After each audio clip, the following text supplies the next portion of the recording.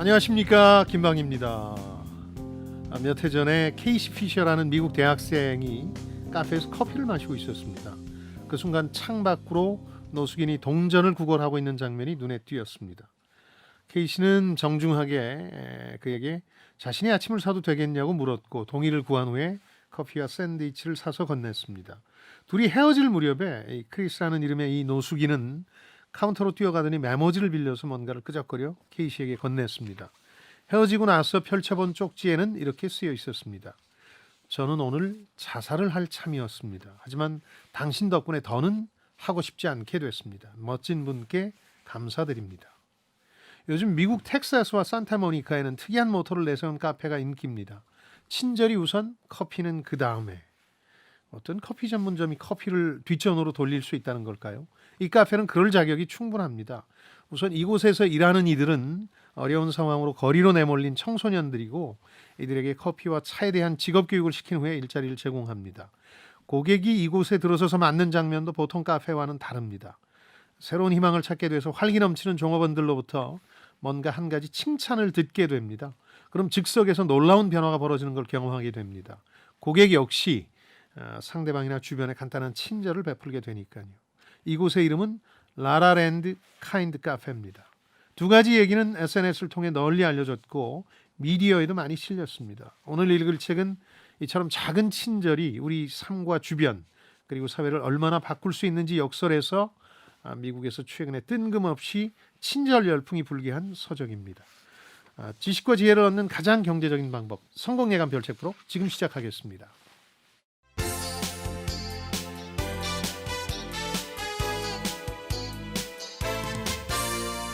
KBS 1라디오 성공예감 김방희입니다.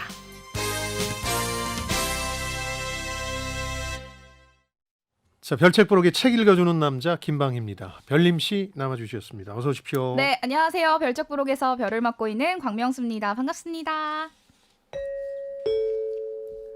거울 앞에서 얼굴을 찡그리는 사람은 없죠? 이번 주말 내 앞에 거울이 있다고 생각하면서 예쁜 말, 칭찬 가득한 말만 해봐요. 댓글 보고 가죠. 네, 샵 9730 KBS 공 그리고 유튜브를 통해서 많은 의견 주셨습니다. 열심히 살아도 왜 한국인들은 행복하지 못할까? 한국에서 20년 넘게 살며 우리 사회 이면을 깊이 경험한 독일인 기자 안톤 숄츠가 쓴 한국인들의 이상한 행복 함께 읽어봤습니다. 네. 먼저 도진웅님. 억울하면 출세하라 라는 말이 생각납니다. 한국은 경쟁이죠. 행복을 느낄 수 없는 사회입니다. 참 경쟁지향적 사회긴 하죠. 네. 근데 최근에 조금씩 바뀌고 있다는 느낌은 드시지 않으세요? 그 귀촌, 귀농, 베이비 부머들은 그걸 통해서 변화를 보여주고 있고 자연인 신드롬도 그 중에 하나겠죠. 네. 또 MZ 세대 같은 젊은 세대들은 워라벨, 그래서 억울하면 출세하는데 출세했다고 꼭 행복한 건 아니니까 조금씩 우리도 변화가 생기겠죠. 네. 자, 그리고 박지환님, 정말 우리나라는 교육에 너무 올인합니다. 공부에 전혀 관심 없는 학생에게 무조건적인 강요를 하고 있죠. 황근일님, 질이 아닌 양을 따지는 교육 참 뼈아픈 부분입니다.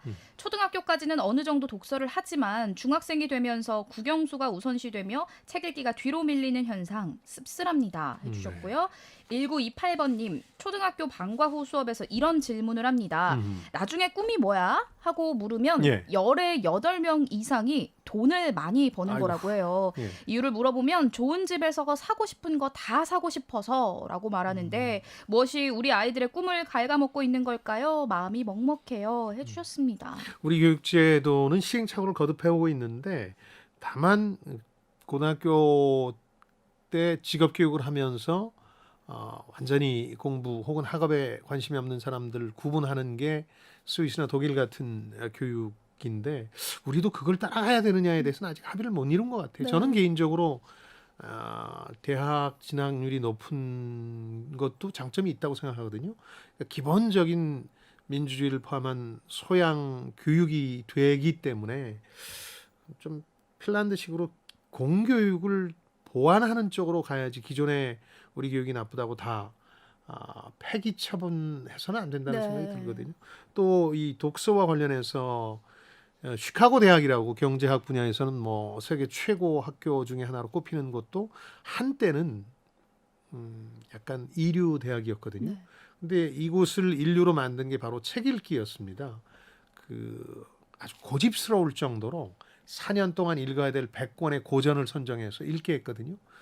그 결과 이제 상당히 학교의 수준 전체가 높아졌는데 우리 문제는 시험을 잘 보는 교육이니까 국영수 중심의 교육일 수밖에 없는 네. 거죠. 그래서 독서가 교육의 핵심으로 만들어야 되는데 그 부분을 더 보완해야 되겠죠.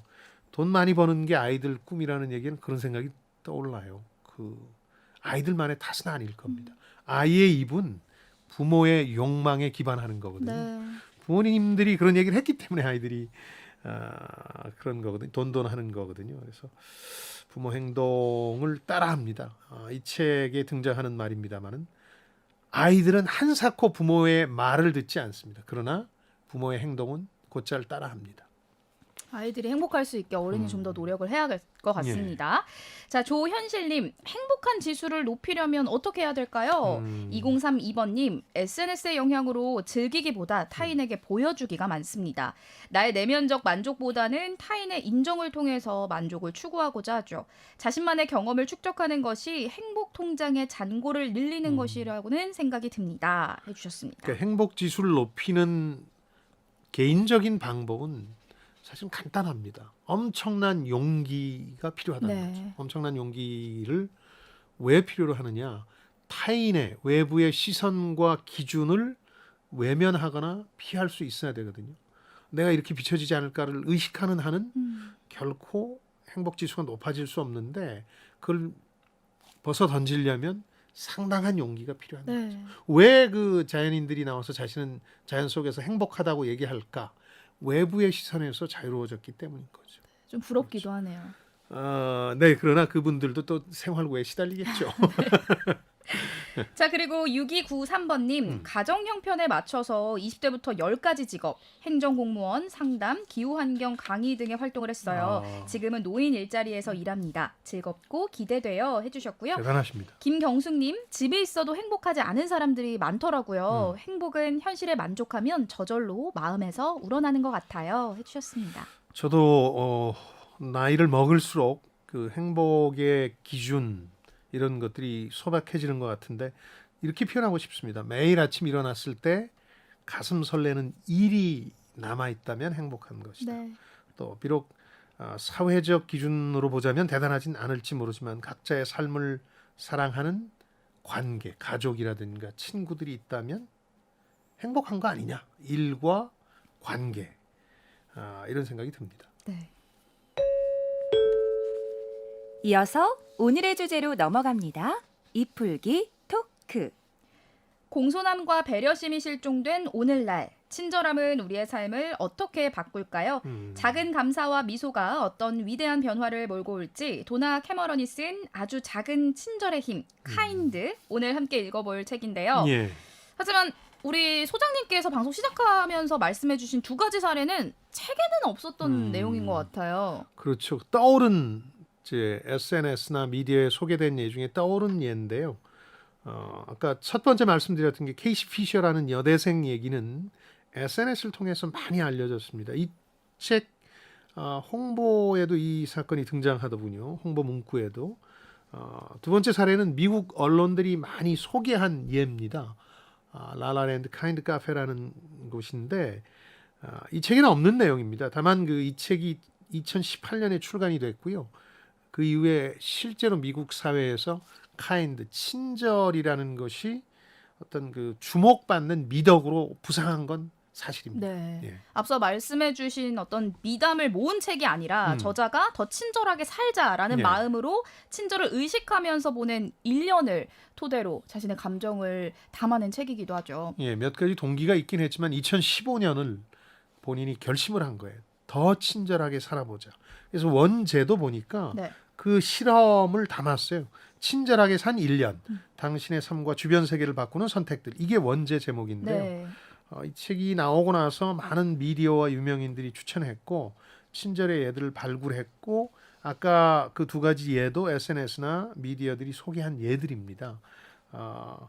그 저자 자신은 NPO라 그러죠. 비영리 단체 홍보 같은 걸 지원해주는 컨설턴트더군요.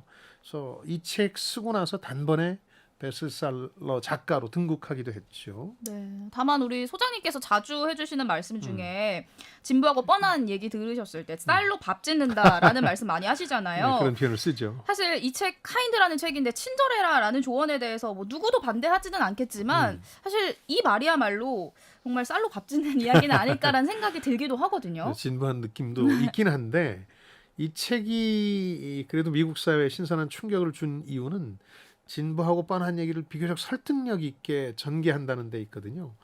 뭐 친절하라는 얘기는 누구나 하죠. 근데 자신이 친절해지진 못해요.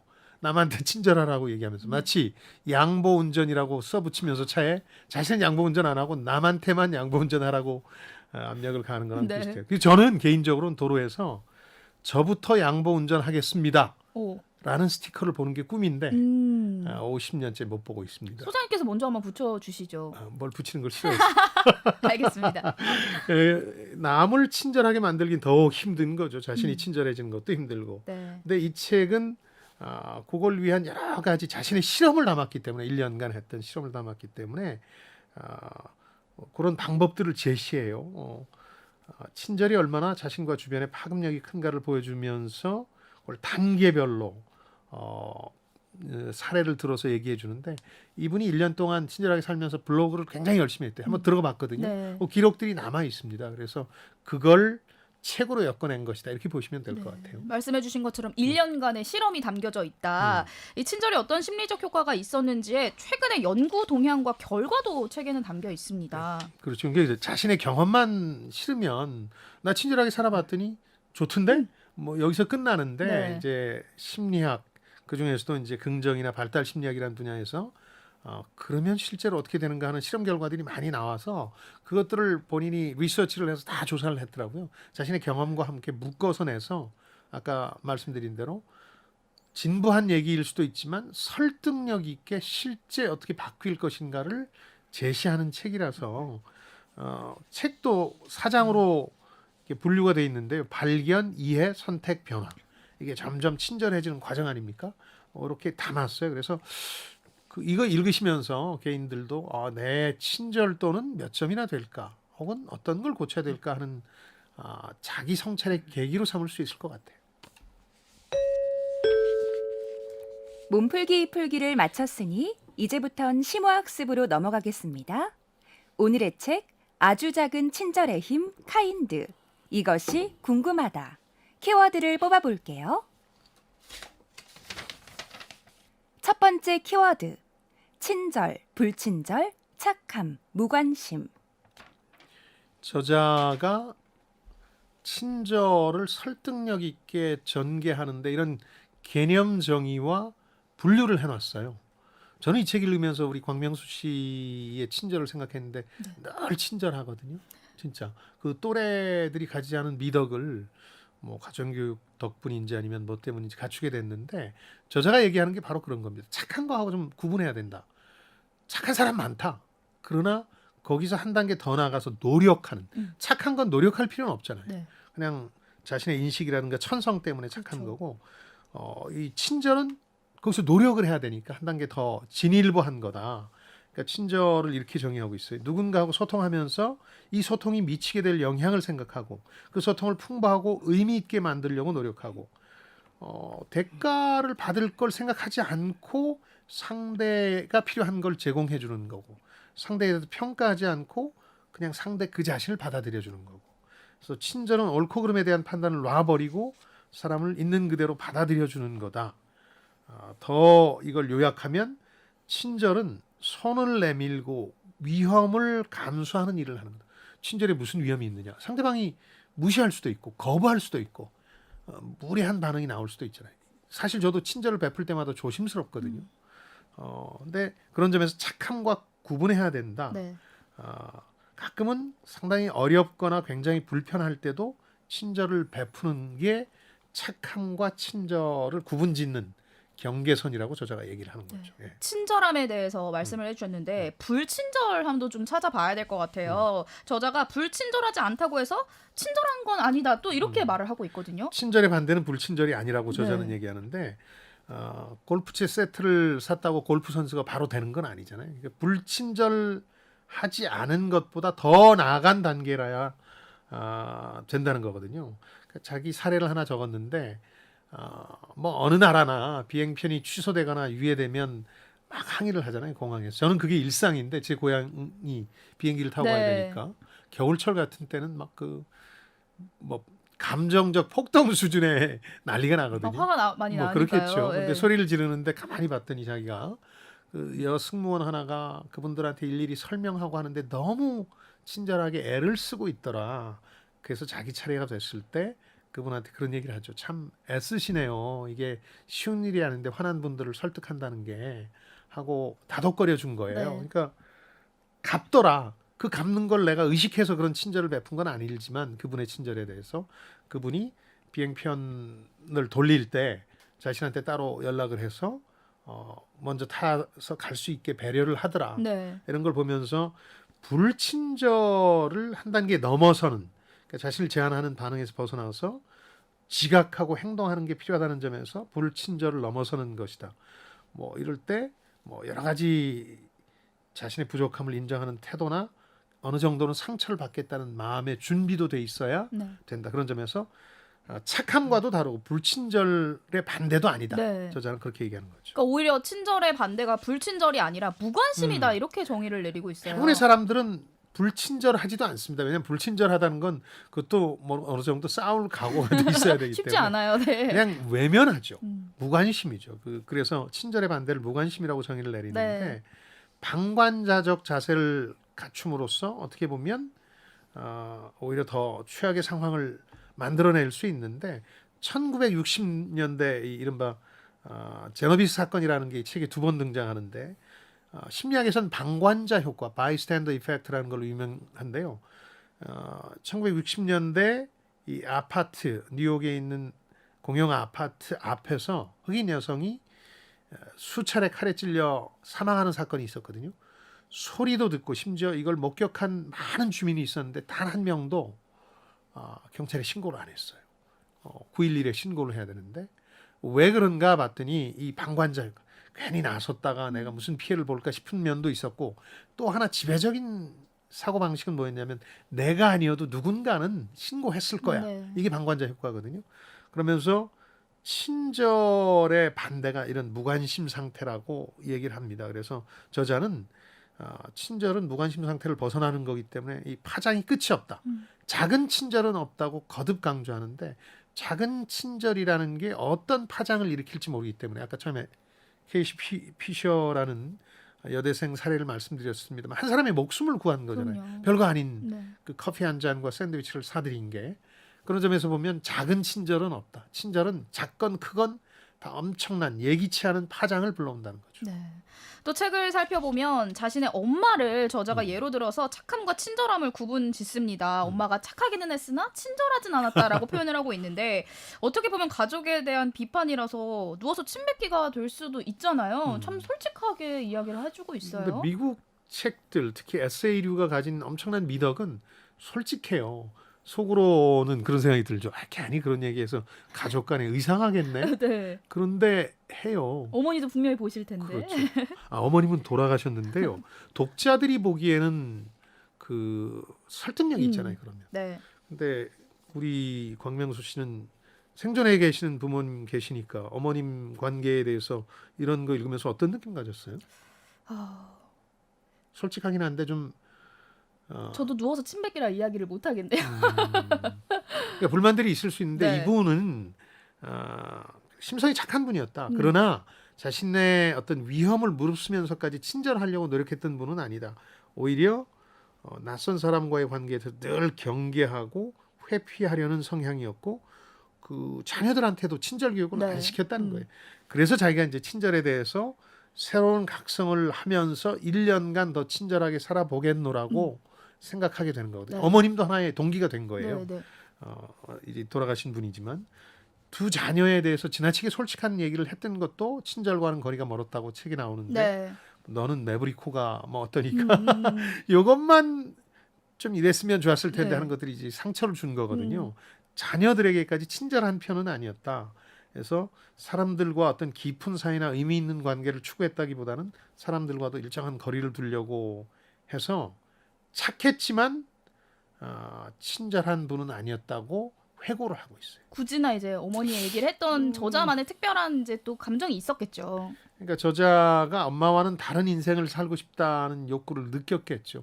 그러니까 저는 자녀분들이 대개 부모를 이제 보고 생각하는 게 네. 어렸을 땐 롤 모델로 생각하다가 나이가 들면선 반면 교사로 삼는 경우가 많잖아요. 부모님들의 이런 면은 내가 따르지 말아야 되겠다. 네, 그럼 이 저자가 그렇죠. 그랬던 것 같아요. 그래서 적극적으로 나서서 한번 친절하게 엄마와 달리 살아보리라 결심하고 1년간 그런 실험을 하고 기록을 한 건데요.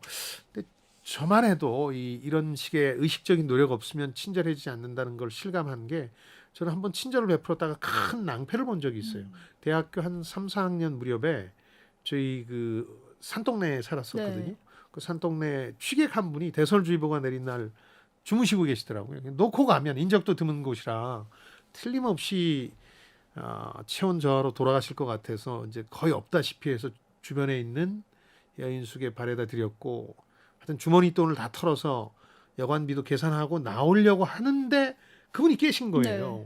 그래서 본인은 뭔가 그냥 취중에 뭐가 그렇게 억울하셨는지 모르지만 저를 굉장히 그 모욕적인 언사로 공격했고 그걸 들은 그 여인숙 주인분이 또 오해를 해서 저를 붙잡고 이 경찰을 부르고 막 그랬어요. 네. 그래서 속으로 그날 밤은 후회를 했죠. 내가 왜 거기서 친절을 베풀어서 많은 피해를 봤을까 생각했는데 참 친절해지기가 쉽지 않다는 생각이 근데 그럼에도 말씀을 불구하고 들었습니다. 계속 친절을 베풀고 계시잖아요, 지금까지도. 그 전만은 못하죠. 그때부터 조금 경계해서 조금 주의를 하게 됐죠. 근데 소장님처럼 계속 친절을 많이 베푸시는 분들 말고 나 좀 친절해져야겠다 저자처럼 이렇게 노력을 하시는 분들도 분명히 계실 거잖아요. 그렇죠. 또 노력을 하라라고 저자가 이야기를 하고 있고 그렇다 보면은 어떻게 보면 우러나오는 친절함이 아니라 노력일 수 있잖아요. 그렇죠. 그래서 그게 거짓일 수 있지 않을까 이런 생각도 들거든요. 저자도 진짜 친절해지기 위해선 가짜 친절부터 베풀어라 이렇게 나오거든요. 연습을 하려면 마음속에서 우러나지 않더라도 친절해야 될 때가 있잖아요. 가짜 친절이죠. 네. 그러나 그런 것들이 거듭되다 보면 사람이 바뀌고 심지어 사람의 뇌 구조까지 바뀐다는 거거든요. 가짜 친절도 친절의 출발인 거죠. 이어서 다음 키워드 뽑아볼게요. 두 번째 키워드, 친절의 힘. 연구 결과들을 보면 친절의 힘이 대단히 막강합니다. 우울증이 감소하고 행복감이 증가하고 이건 세로토닌이라는 물질 분비를 촉진시킨다는 거고요. 심지어 전문가들은 친절의 5가지 이로운 부작용이지만 나쁜 게 아니라 이로운 게 네. 행복감, 심장에 좋다. 그다음 항노화, 노화를 늦춘다. 인간관계가 개선되고 뭐 이거야 당연한 거고요. 네. 또 친절의 전염성이 있다. 그래서 그 결론적으로 이 전문가들이 친절이 습관화되면 사람들의 뇌 신경 구조까지 크게 바꿀 수 있다 이렇게 얘기하는 거거든요. 저는 경험한 게 책에 보면 의사들 교육도 시켜야 된다고 나오고 실제 미국은 의료계에서 그런 쪽으로 가고 있죠. 네. 의사분들이 투명스럽잖아요. 지금 막 그 삶이 촌각에 놓인 환자들한테 조금만 더 친절하면 무슨 그 실화를 바탕으로 한 영화가 아니어도 사람들이 더 기뻐지고 그게 치료에도 도움이 될 텐데 굳이 그렇게 불친절하게 대할까 하는 생각을 할 때가 많았는데 네. 친절한 의사가 성과가 더 좋다는 여러 가지 연구 결과도 책에서 소개하고 있고 저도 대학 시절에 4학년 때 그 폐결핵을 알았어요. 네. 식사를 제대로 안 하고 막 풍찬노숙하다 보니까 근데 얼마나 병원에 가기가 싫었는지 몰라요. 근데 학교 보건소에 의사 선생님 한 분이 너무 친절했어요. 막 너무 걱정할 일이 아니다 하고 막 독려를 해주고 그래서 매일 가고 싶었어요. 네. 그 병원에. 그래서 상당히 빠른 시간 내에 완치됐던 경험이 있는데 그 친절의 힘이죠, 이런 것들이. 네, 의사 선생님의 한마디가 정말 희망이 되기도 하죠. 그러면 더불어서 단박에 믿기는 어려웠지만 친절로 인해서 사회적 불안이 완화된다라는 주장도 있었거든요. 이렇게까지 친절의 힘이 위대할까요? 저는 이거 직접 경험했는데, 그러니까 본인이 수줍음을 많이 타서 관계에 대해서 자신감이 없어서 선뜻 나서지 못하는 분들이 많은데, 그럼 먼저 할게, 내 성격을 고쳐보겠노라 이렇게 할 게 아니고 네. 그렇게 하기 어렵거든요. 어떻게 순식간에 그걸 고칩니까? 그럼요. 그러니까 가짜 친절부터 시작하는 거예요. 친절해지기 시작하면 자신감이 붙기 시작하거든요. 그러니까 사회적 환경에 대해서 약간 긍정적인 인식과 기대를 갖게 됩니다. 내가 친절하게 대하는데 설마 웃는 얼굴에 침뱉겠어? 그러면서 그 사람과의 관계에서 자신감을 얻게 되고, 그러면서 부정적 사회의 어떤 자신이 두려울 때 내가 갖다 망신당하지는 않을까 했던 마음들이 사라지면서 아주 긍정적인 상대방의 관심을 기대하게 되고 자신감도 붙게 돼요. 그래서 수준 많이 타는 사람은 친절해지다 보면 굉장히 외향적으로 네. 변할 수가 있어요. 사람들과의 관계를 잘하는 그런 이제 사회적 불안을 회피할 수 있다는 거죠. 네. 이 저자의 주장은. 그만큼 친절이 위대하다라는 뜻인데 예. 또 친절이 전염된다라는 말을 하곤 하잖아요. 예. 무례함과 달리 친절은 아무래도 또 선한 영향력이 있는 것 같아요, 분명히. 그렇죠. 그러니까 무례함의 경우에도 가해자, 피해자는 두 당사자지만 이걸 보는 사람도 스트레스거든요. 네. 누군가가 지하철 안에서 취객이 행패를 부리면 보는 사람도 아주 불편하잖아요. 그럼요. 스트레스를 받고. 근데 친절도 마찬가지라는 거예요. 보는 사람이 웃고 행복해질 수 있다는 거죠. 그래서 친절의 촉매제가 된다. 보기만 해도 좋아진다. 다른 사람한테 친절을 베풀고 싶어진다는 얘기고, 그래서 친절과 격려의 조직 문화가 기업이나 모든 조직에서 훨씬 더 낫다. 부정적으로 질책하고 강요하는 문화보다. 그러면서 친절하게 어떻게 대할 것이냐에 대한 고민도 늘 있는데, 예를 들어서 우리 광명수 씨 밑으로 후배 직원 하나가 왔는데 친절하게 대하고 싶죠. 근데 친절하게만 대하니까 업무 성과도 진척이 없고, 이 친구는 점점 더 친절을 당연하게 받아들이면서 무례해진다. 네. 그러니까 뭔가 정확히 얘기를 하고 혼도 낼 땐 내야 되잖아요. 저자가 하는 얘기는, 이건 저도 사회생활하면서 많이 느꼈던데, 6대1 긍정, 칭찬은 6으로 하되 몰아서 할 때는 한 번 정도는 일이나 커리어에 도움이 되도록 따끔하게 또 얘기도 해야 되는 네. 거예요. 저는 이 책을 보기 전에는 대개 한 5대1 정도 비율로 너무 친절만 베풀면 상대가 오해를 하니까 자신이 받아야 될 권리라고 착각을 하거든요. 그래서 한 5대1 정도로 5번에 한 번 정도는 잘못된 걸 지적도 하자, 이런 결심을 했는데, 이 저자는 6대1 네. 비율을 이제 추천하고 있습니다. 네. 일을 할 때 친절에 대해서도 설명을 해주셨는데, 근데 굳이 옳다 그르다 평가하기보다는 잠시 또 판단을 미루는 것도 나름의 친절, 또 배려가 될 수 있지 그렇죠. 않을까요? 멈춤의 힘이라는 표현까지 쓰는데, 저자는 평가하려고 들잖아요, 먼저. 근데 그것부터 멈추는 게 친절의 출발이라는 거죠. 스티븐 콥이라고, 우리 성공하는 사람의 7가지 습관으로 유명한, 지금 고인이 되셨는데 이분 얘기도 나오는데, 지하철에서 아버지하고 아들이 들어왔는데 뭐 그냥 천방지축으로 아들이 날뛰더랍니다. 보다 못해서 이 콥이가 아버지한테 이렇게 아이를 좀 말려라. 아버지가 돼서 왜 그러냐 그랬더니, 그 아버지가 뭐라고 하냐면, 실은 방금 전에 아이의 엄마, 내 아내가 죽었다는 소식을 듣고 지금 지하철을 탄 거다. 어떻게 아이도 처신해야 될지 모르는 상황이고 나 자신도 정신적으로 흔들리고 있는 상황이니까 양해해달라, 이런 부탁을 했을 때 스티븐 코비가 정말 후회를 한 거죠. 내가 상대방을 섣불리 판단했구나. 그래서 판단을 멈추는 것이 사실은 친절해지기 쉬운 첫 번째 조건인 거죠. 네. 저 사람이 내 마음에 안 든다, 이런 판단부터 하면 어떻게 친절해지겠습니까? 그럼요. 그렇죠. 네, 계속해서 친절해지기 위한 방법들도 설명해주고 계신데, 아까 예. 소장님께서 친절을 베푸셨다고 호되게 당한 이야기를 해주셨잖아요. 그렇죠. 그러니까 누구나 그런 경험들을 한 번쯤 해볼 수 있을 것 같아요. 다만 그런 경험을 하게 되면 또다시 섣불리 이렇게 친절을 베푸는 게 쉽지 않을 것 같거든요. 저 자신도 그렇죠. 일종의 트라우마가 돼가지고 뭐 괜히 친절했다가 당하는 거 아니야, 이런 생각이 있었는데, 저자도 이걸 인정해야 된다는 겁니다. 친절에는 장애나 저항이 있을 네. 수 있다. 그걸 받아들여야 비로소 친절해질 수 있다는 건데, 장애가 뭐냐? 상대가 어떻게 나올지 모르는 거예요. 상대 반응에 대한 두려움, 또 친절이 곡해되거나, 제 경우도 그랬습니다만 거절당할지 모른다는 사실도 소심하게 만들죠. 네. 그 일전에 한번 이건 최근 일인데요.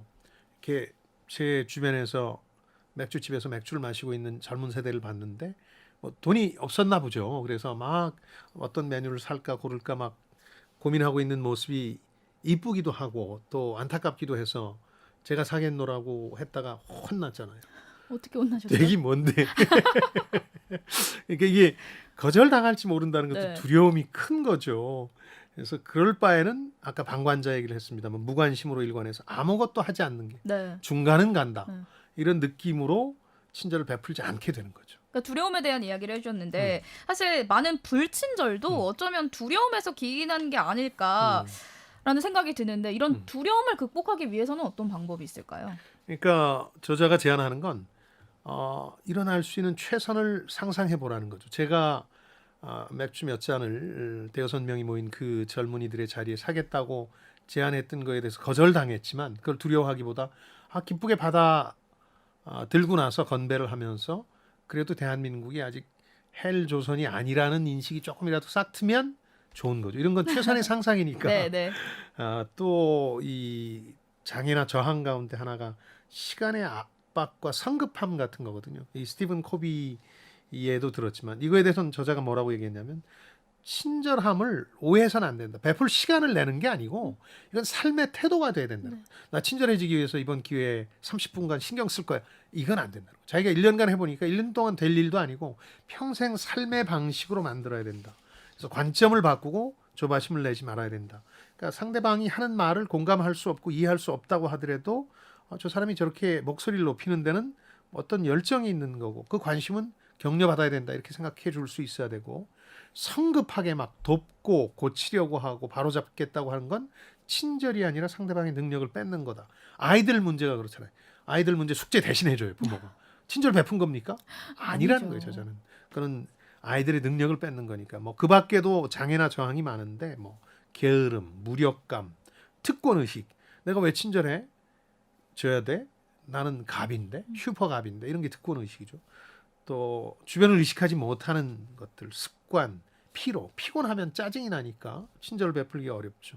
이런 친절에 대한 저항에 대한 두려움들이 있는데 그 진심이 거부당할 수도 있다는 걸 수용하고 그래? 그래도 친절을 멈추지 않고 다시 하는 게 중요하다는 거죠. 어쨌든 두려움과 맞서 싸워야 될 것 같습니다. 그렇죠. 네. 여기서 또 재밌는 게 있어요. 저도 잘 못하는 건데 그간 생각은 많았는데 누가 칭찬을 해줘요. 뭐 마음에 있는 소리건 없는 소리건 칭찬을 해주면 그걸 고사한다고 막 그 말을 길게 할 게 아니라 네. 그냥 그 상대의 선물을 선선히 받아들여 줘라. 이것도 친절이다. 고맙습니다. 오늘 멋져 보이시네요. 그럼 고맙습니다. 뭐 해야 되는데 손사래를 치죠. 그럼 아닙니다. 뭐 얘기가 길어지죠. 네, 이런 친절도 받아들일 수 있어야 된다는 거. 예. 그러니까 지금까지 친절은 사실상 남을 위한 친절이 좀 많았거든요. 그렇죠. 근데 뿐만 아니라 나를 위한 친절도 분명히 존재를 해야 될 것 같아요. 저도 이거는 중년되고 나서 생각한 건데 요즘은 젊은 세대가 자신을 위한 선물이라 그래서 일찌감치 자신한테 친절을 베푸는 것 같아요. 네. 나를 저희는 위한 잘 선물. 못했죠. 뭐 가족이나 주변 챙기다 보니까 그 방식이 자신을 바라보면서 하는 말을 좀 바꾸자. 거울 보면서 왜 이렇게 피부가 이래 이게 아니라 오늘은 뭔가 총명해 보이네 이렇게 긍정적인 말을 해주는 거. 네. 또 취미 생활을 하는 것도 사실은 자신한테 친절을 베푸는 거죠. 그럼 경계, 내가 할 수 없는 민원을 자꾸 받아가지고 자신을 피곤하게 하는 것도 사실은 자신한테 불친절한 거잖아요. 용서하는 거 자신을. 작은 관용을 베풀라는 얘기도 많이 하는데요. 자신을 좀 가치 있게 여기기 위해서 나 자신을 좀 너그럽게 봐주는 것들이죠.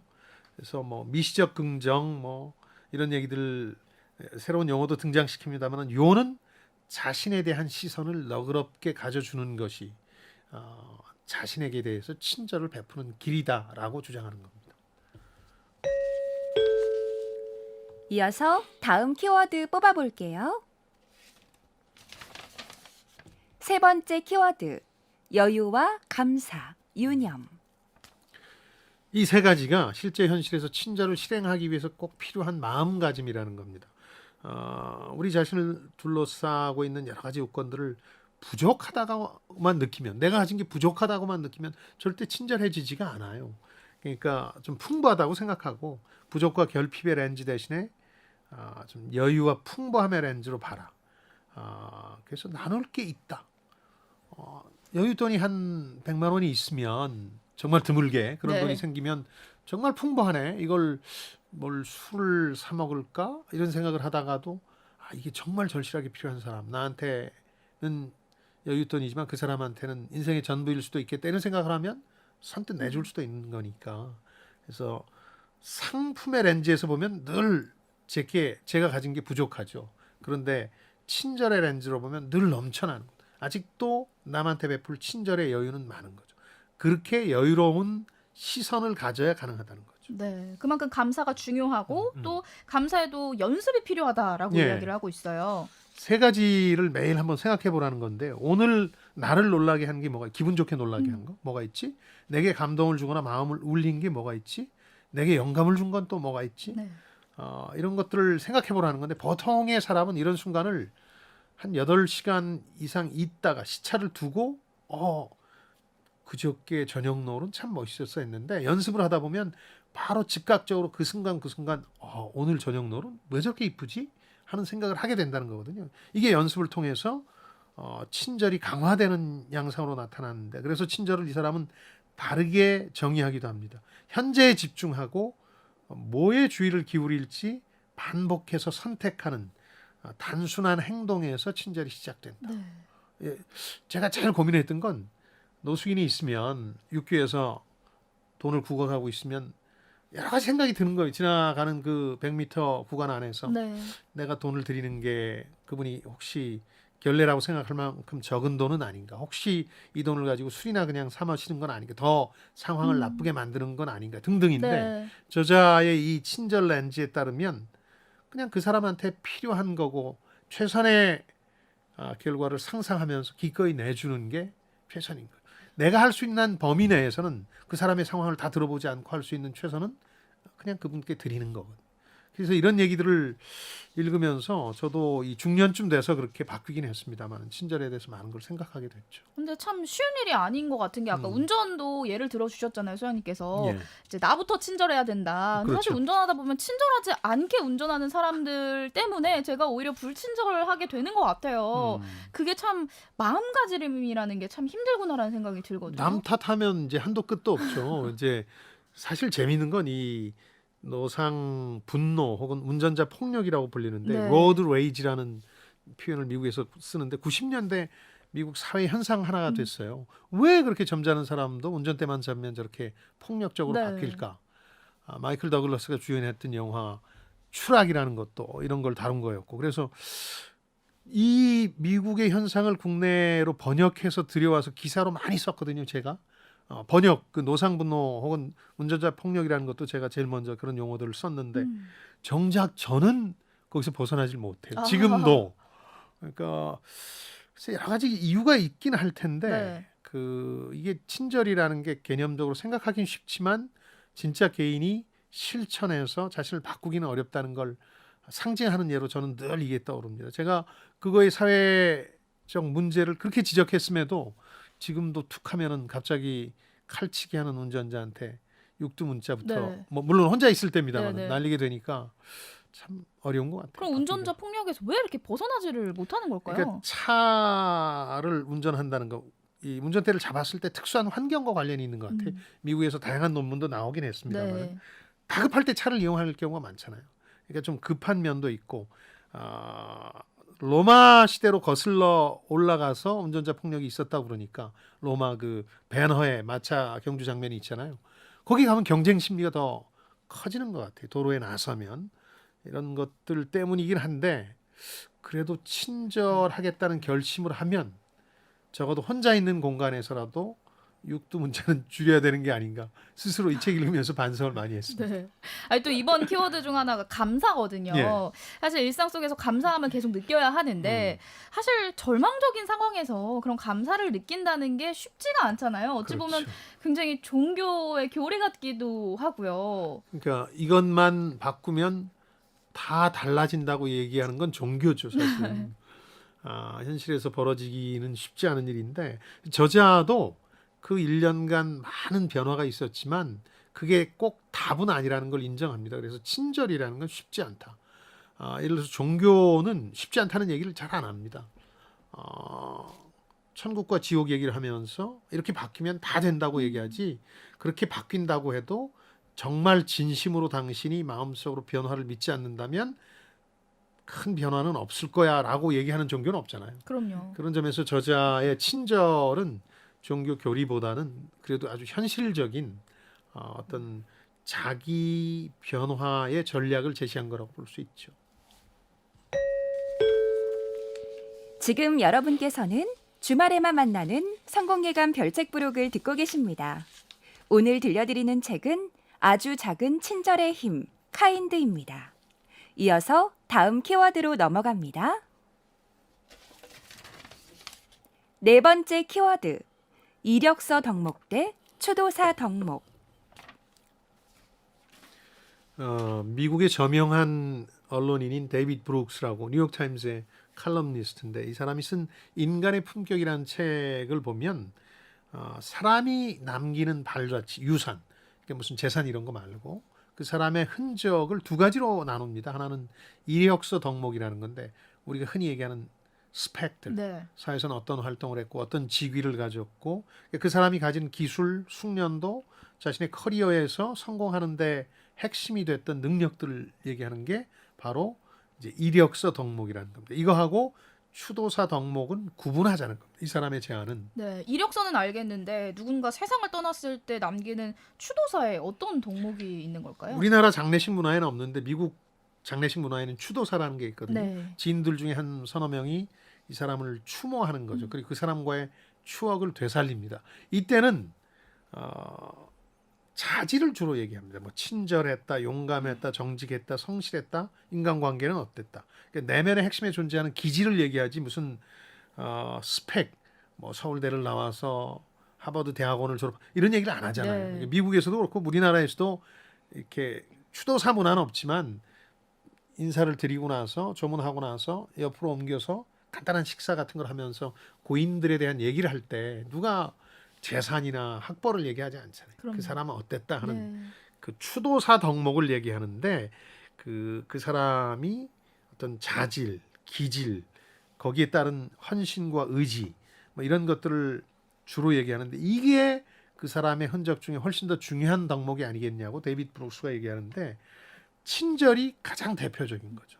그러니까 진정한 친절은 선택적으로 하는 게 아니라는 얘기도 이 저자가 하는데, 무슨 얘기냐면 이 사람한테는 친절하고 이 사람은 나와 관련도 없고 별 쓸모도 없으니까 친절하지 않을 거야. 이건 친절이 아니라는 거죠. 네.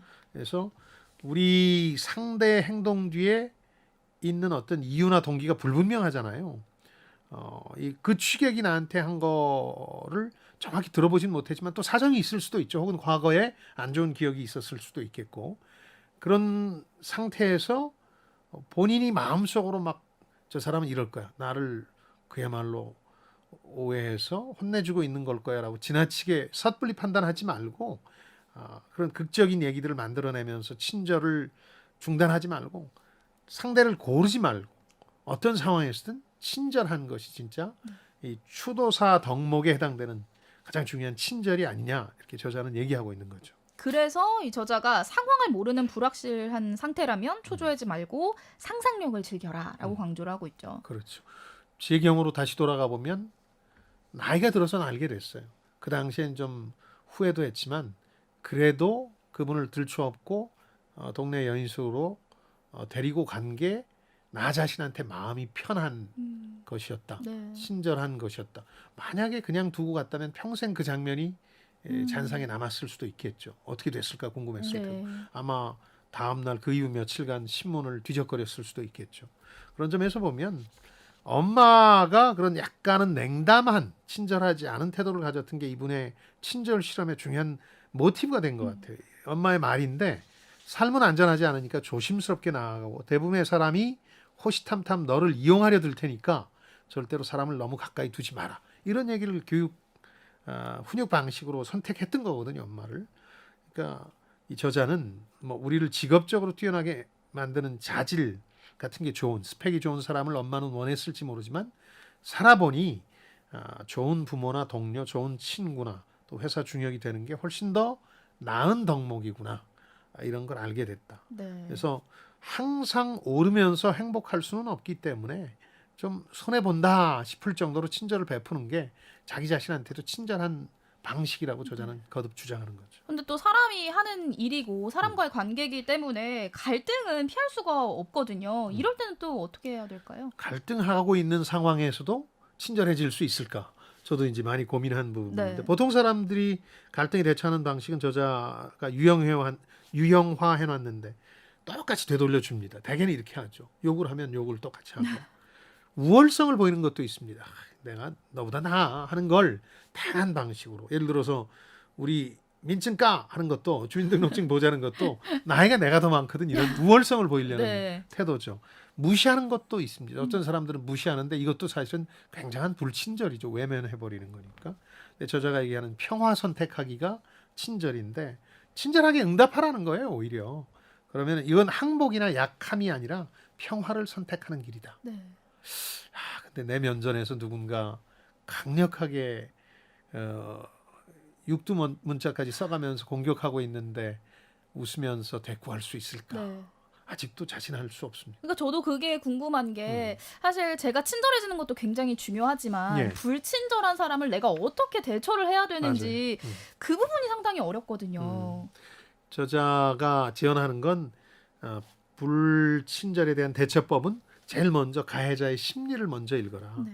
그러니까 잘못된 특권 의식일 수도 있죠. 평상시에 갑질하는 분은 갑질 때문이죠, 사실은.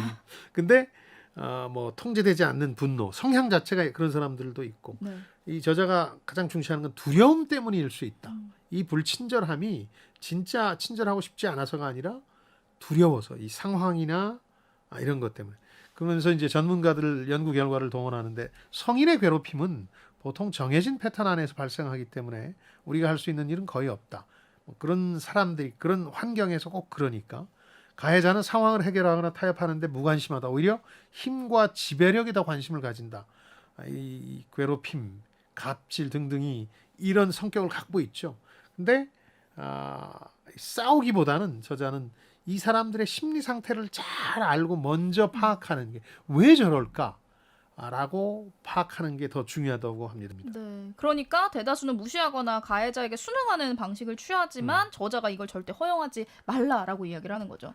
그런 상황에서 혼자 감당하기가 어려워요. 그러니까 도움을 청하고 또 이 가해자들의 경우 대다수는 어린 시절에 본인이 괴롭힘을 당했거나 학대를 당했던 경험이 많다는 결과들도 있거든요. 그래서 조기에 이런 낌새가 나타나면 대응함으로써 악순환을 막을 수 있는데 가해자를 보는 즉시 단호하고 확신에 찬 방식으로 뭐 적대적으로 싸워보자 이게 아니고 저는 우리 아무개 부장님께서 이렇게 하는 게 옳지 않다고 생각하고 더는 저도 견디지 않고 공개적으로 문제 제기를 할 겁니다.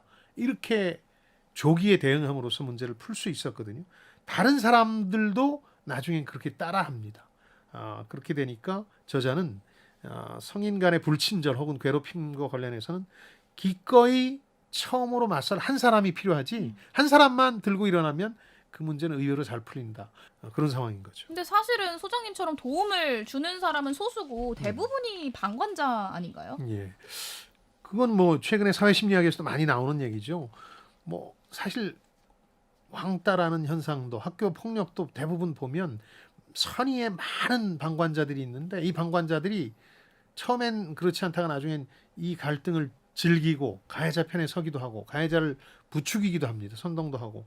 그래서 이걸 되돌리는 방법은 피해자에 대해서 방관자의 입장에서 피해자를 공감해주고 동정해주는 피해자의 베푸는 첫 친절로부터 이 문제가 풀리기 시작한다고 하는 거거든요. 네. 예를 들어서 학교 폭력이나 왕따를 당하는 친구가 있다면 그 친구를 이제 감싸주는 거죠. 얼마나 외롭고 힘들겠어요. 뭐 따로 뭐 힘들지 그 한마디가 그 편이 돼주는 걸 수도 있거든요. 그 친절이. 그러면서 저자는 그렇게 해야 된다. 사이버 트롤, 사이버에서 괴롭힘을 일삼는 악플을 일상으로 생활화한 친구들에 대해서도 무관심, 그 경우는 오히려 무관심 이런 것들로 혹은 따끔하게 경고하는 것들로 조기에 그런 문제를 풀어내야 된다고 저자가 불친절에 대응하는 노하우를 알려주고 있습니다. 네, 이렇게 친절함의 중요성에 대해서 알아보고 있는데요. 예. 사실 저는 한 인간이 친절함보다는 사회에서는 능력을 더 쳐주지 않나라는 생각이 들어요. 소장님이 그렇죠. 만약에 일을 하는 후배 중에 같이 일을 해야 한다면 능력은 조금 떨어지나 친절한 사람, 네, 친절하진 않지만 능력은 뛰어난 사람, 어떤 분과 함께 일을 해보고 싶으세요? 요즘 유행한다는 밸런스 게임인가요? 비슷하네요. 네. 저는 친절 쪽을 선택하겠어요. 오. 왜 그러냐 하면 네. 제가 상사이기 때문에 아. 제가 일은 같이 잘할 수 있는데 네. 아무리 능력이 있어도 팀워크 자체를 깨겠다고 하면 일이 잘 될 리가 없거든요. 그래서 저는 친절함이 가진 미덕을 더 높이 평가하겠습니다. 네. 이어서 다음 키워드 뽑아볼게요. 마지막 키워드. 친절이 어려운 이유. 친절이 쉽지 않다는 얘기를 수없이 반복했는데 가장 어려운 대목이 뭘까요? 저도 늘 고민하는 건데 네. 다른 사람의 욕구를 채워주는 데서 출발해야 되는데 나중에 보면 본인은 친절하다고 생각하지만 자신의 욕구를 강요한다는 생각을 할 수 있잖아요. 아까 수학 문제를 대신 풀어준 부모의 예도 있고 네. 내가 주는데 왜 이거 싫어하지? 하는 선물을 주셨던 경험들도 꽤 있을 거예요. 내 욕구나 내 취향이 앞서기 때문이거든요. 균형을 맞추는 게 친절의 가장 큰 난제인데 저자가 이제 얘기하는 게 황금유리하고 지금은 거의 모든 종교의 기본 교리가 된 네가 대접받고 싶은 대로 남을 대접하라는 게 황금률. 여기서 더 나가면 플래티늄 룰이라는 것도 있는데 백금률은 내 취향은 없애고 남들이 대접받고 싶은 대로 대접해 줘라. 뭐 이런 것들도 있거든요. 근데 이제 여기서도 어려움은 있습니다. 남들이 원하는 걸 알기가 어려워요. 겉과 속이 다를 수도 있고 네. 사회적 전통과 관행이 이걸 방해할 수도 있고 제가 평생 한 20년간 고민해온 것 중에 하나는 늘 저는 서 있는 걸 좋아하기 때문에 지하철이나 버스에서 자리 양보를 하고 싶은데 기회만 닿으면 근데 양보를 해드렸는데 상대편이 나를 노인 취급하는 거야? 하고 불편해할 수 있잖아요. 네. 그래서 조심스러웠거든요. 어느 선까지 양보를 해야 돼. 이런 거죠. 그래서 친절해지는 것도 쉽지 않다. 그 상황과 사람에 따라서 답이 달라지기 네. 때문에. 그래서 계속 연습해서 능수능란해져야 된다는 게 저자의 친절론입니다. 네. 처음 이제 책을 읽기 시작할 때 쌀로 밥 짓는 이야기다라는 생각을 했고 또 질문을 그렇게 드렸었는데 그 생각은 어느 정도 사라진 것 같아요. 예. 근데 또 친절계에 또 한 획을 그으신 우리 소장님, 네, 카인드 김 우리 소장님께서 보시기에는 어떠셨어요? 그러니까 이분 주장에 대부분 공감하는데요. 네. 제가 가장 인상적이었던 건 쌀로 밥 짓는 얘기긴 하지만 그냥 쌀은 아니고 혁신적인 주장도 좀 있는 거죠. 그래서 네. 꽃으로 밥 짓는 얘기? 그 정도로. 그 정도는 네. 되는 것 같은데요. 예를 들어서 이게 하루아침에 변화되지가 않거든요. 네. 제가 조금씩 친절해 보라는 얘기를 드린 이유는 5%씩 점진적으로 연습할 필요가 있다는 거거든요. 하루아침에 친절해질 수는 없습니다. 네. 사람이 달라지기가 쉽지 않으니까. 연습해보고 마음가짐을 바꿔보고 대상을 가리지 않고 좀 철저하게 예를 들어서 그 같은 부선에 좀 무례한 사람이 하나 있다 그래도 그 사람을 차별하지 않고 똑같이 다른 사람과 똑같이 친절해 보는 것들 네.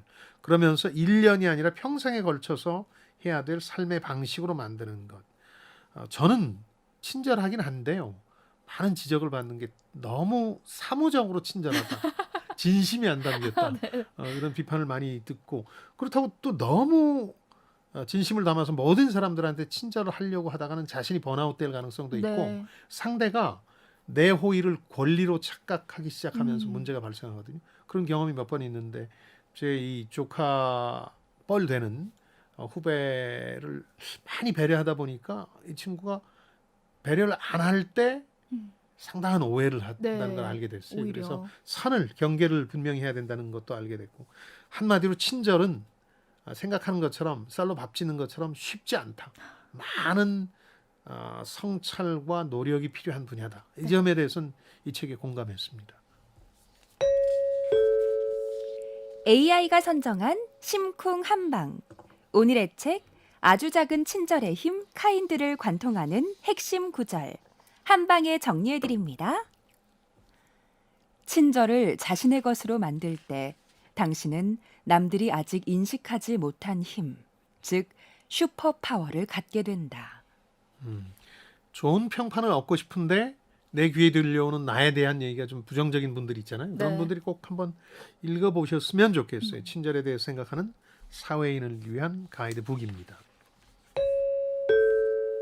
다음 주 책이 도착했습니다. 네, 지금도 무의식적으로 휴대전화를 보고 계신가요? 스마트한 시대, 그럼 우리는 더 똑똑해지고 있을까요? 인터넷이 우리의 뇌 구조를 바꾸고 있다. 니콜라스 카의 생각하지 않는 사람들 함께 읽어보도록 하겠습니다. 네, 한층 더 강한 지적 게임으로 돌아올 성공예감 별책부록 다음 주에도 기대해 주시고요. 네, 유튜브 별책부록과 김방희 TV 그리고 팟빵을 통해서도 다시 들으실 수 있습니다. 댓글이나 의견 많이 남겨주세요. 책을 통해 세대 간 소통과 공감을 나누는 시간 성공예감 별책부록. 저희는 다음 주말에 다시 찾아뵙겠습니다. 별의별 이야기를 책을 통해 나누는 별책부록. 다음 주에 만나요.